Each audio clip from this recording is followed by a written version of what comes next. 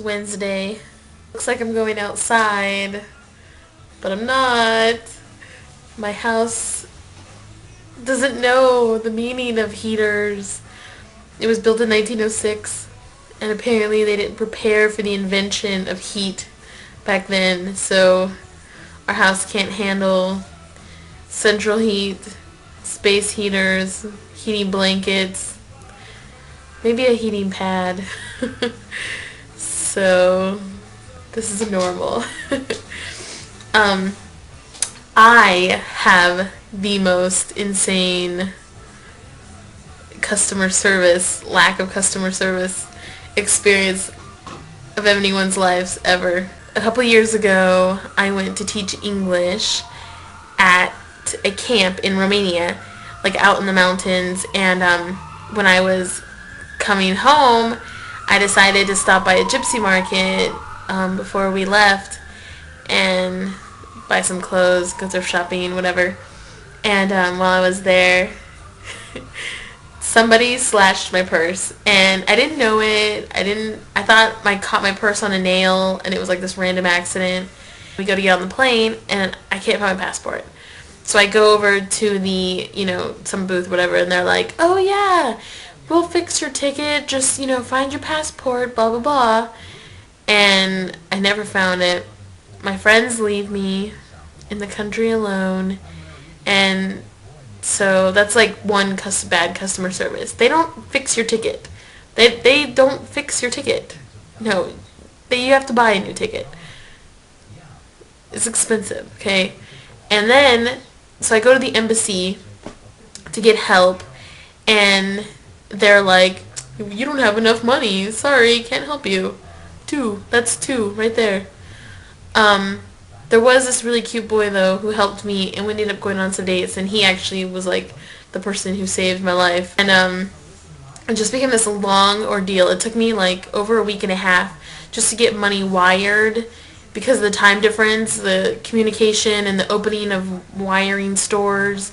So every day I had to, like, go get a visa. I had to go report the passport being stolen. Everyone was very rude and not helpful until I started screaming. And I've never screamed so much at people in my life. I've never cried so much in my life. But the nighttime was really fun because I actually would go out and, like, see the town, and me and this guard from the embassy would, like, go out and, I don't know, go out and stuff. It was really fun, that part. But, in the daytime was just like drama, constant drama. So finally a week and a half later, I go back to the airport to finally fly home, and they're like, oh, you're $23 short, and I just went ballistic, and I had to start begging for money in the airport. That's like let's just say that's like 5 bad customer service experiences right there in that week and a half. And then, it's probably like 20, but I'm just going to say 5. And then, so I beg for money. I finally get the plane. I go to Paris. And, this was the only flight, like, open for the next month or something. So if I hadn't got the money from this couple that just, had mercy on me, I wouldn't have been able to go home for another month. And, So I take a flight to Paris, and I go to try to switch planes, and they're like, oh, you owe us more money. And so this lady is, like, telling me this, and I'm, like, giving my papers back. And she's like, well, what are you going to do? Like, no. And I'm like, fuck you, give me my fucking papers back! And I just start screaming, and that's 6. And she was really rude. And then I just sat in the airport for a long time. It was during a heat wave, and I just sat there. I had no idea what to do or how I was ever going to make it back to America. I only had 50 cents to my name. I can't even buy a cup of coffee for 50 cents. So I was drinking water out of the water fountains. And I was taking baths. Like, I would take, like, a paper towel bath, like, in the sink of the airport. And I was wearing the clothes from the gypsy market, which were not clean. But they were cleaner than what I had. The next day, I get to the airport. I get on the plane. I'm finally back in America. We land in Detroit, and the Detroit plane like broke down, like the landing gear broke or something ridiculous. So I had to spend the night in Detroit.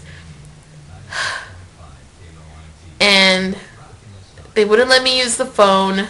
This is like 8 now. I'm just putting numbers out there. I don't know. I can't even finish the story. It's so ridiculous. But I ended up going out with someone from the hotel, and then I made a bad decision. I think it was delirium and sleeplessness. I went to his house, and I was only like 19, and we went to a bar. I couldn't even drink, but somehow they just let me. No one carded me.